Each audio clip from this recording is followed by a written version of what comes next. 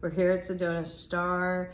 Actually, I just got through with a yoga class and a meditation class. And what did you just do? I just finished the class with Ashley, her Kundalini activation class. Oh, so lovely. It is very nice. It's very, very nice. And she's getting like quite a bit of people coming to see her because it's really that good. It's word of mouth.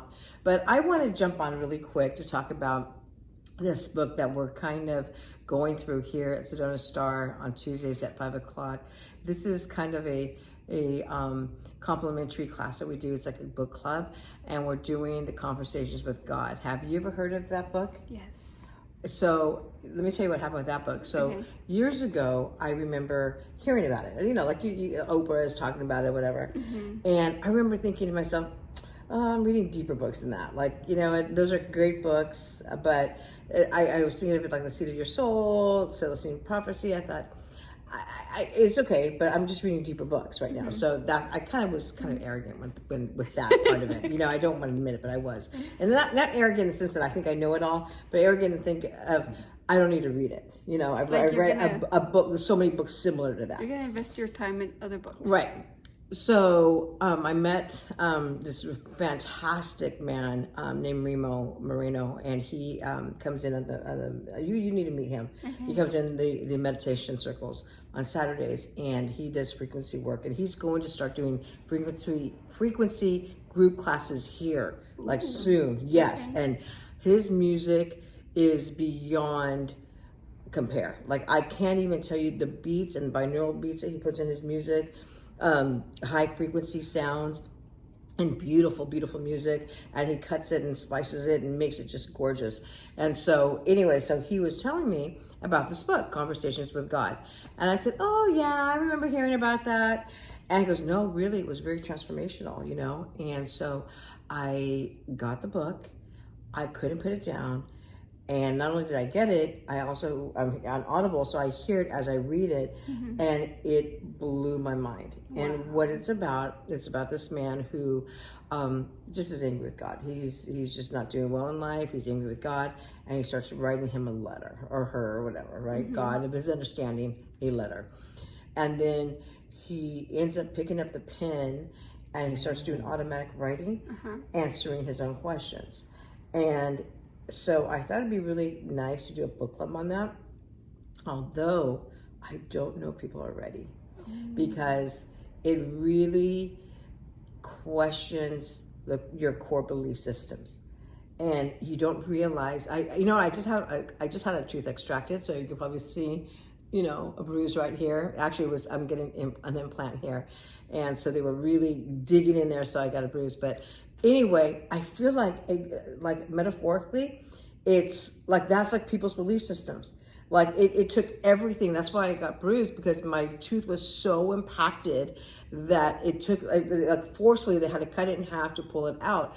So I'm thinking people are so tied to their belief system, so tightly. They're wound up so tightly with that is their identification. That to try to pry them away, not to have them believe something else, but just to try to expand their minds to the idea of adding something else to it or taking away something from it. You know, I think it's fear. It's fear. It's like, what if I do step out of this belief that I was taught to believe by society, by church, religion, parents, school. Like my son, they were telling him, mothers say, tell your mom why you love her, and he's like, I don't know what to think about it. And they're like, well, what does she do for you? And then I thought it was a lovely gesture, but thinking of it spiritually, I was like, you don't love someone for what they do for you. Right. So that's just an example. Right. It's the teachers in me. It's just like so ingrained. You're right. It's ingrained, and so I started with the book club. So we were chapter 1. I had all these like 11 questions, and we didn't get through 2 questions out of 11 because it sparked so much conversation. And so I just thought I'd bring this up today. So if anybody out there wants a really good book to read, to expand your mind, to look at other ways of looking at your core belief system, this is an awesome book. It talks about, and it does, it will it talks about stuff like, you know, he asked about Hitler. Is he going to hell? Did he go to hell? And God's answer is no. You know, he goes to heaven. Dolores Cannon did an interview with someone, and they talked about Hitler and how when he died, he could not believe all the things he did. And no, he didn't go to hell. He didn't go to hell. No. What this guy says is that God says there is no hell. Exactly, but right.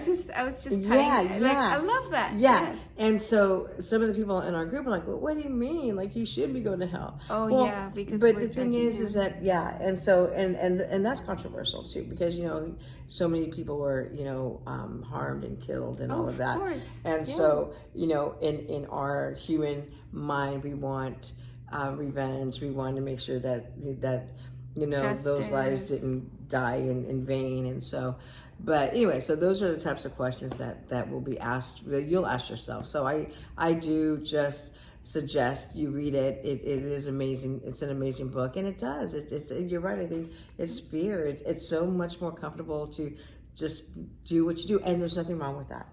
I also, I don't know if you saw my post about dimensions, how we're all in different dimensions. So that's why people argue, because they don't understand each other, right?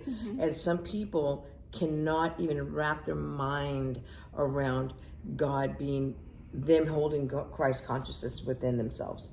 Like, they can't even wrap their mind around that. It's so much safer and easier to believe what they, you know, that God is outside, it's external, and that they are not worthy. They have to prove themselves. Right, exactly.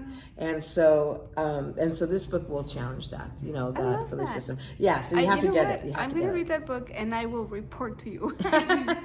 Yeah. But you know what?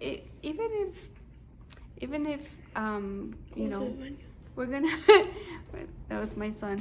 He just but even if you don't read any books, just read that one. Read that one. Right. Because at least you'll have a point of view, an opinion, or you'll think of outside the box when it'll come back to you somehow. Yeah, well. So anyway, well, thanks for jumping on and just listening to us. And we're going to be doing more of these. We're going to even do them on Zoom because we live so far away. But she's been coming down because she loves this class, the community class. I love this place. I'm going to move down here. I hope she does. Oh my God, we'll be doing this every single day. Yes. Yeah. Yes. So anyway, have a great night or a great day, whatever time you're watching that.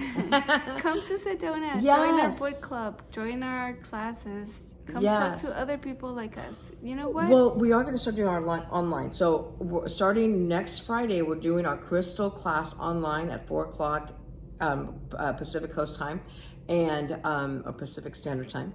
And so she's going to be doing Ashley is amazing, and she knows everything about there is about crystals, how to cleanse them, what do they do, which ones work well together, all of that. So I remember when we were planning the schedule, you guys were talking about which, like, she's going to talk about the purple one, which amethyst, and she's going to be focusing on each 3 crystals per class, or a couple. Yes, a couple of crystals per class, like, and how to cleanse them and wash them and do all that stuff. We got to do that. Yeah, so that's going to be in a couple of weeks. So follow us online on Instagram. Go to our website and you'll see that.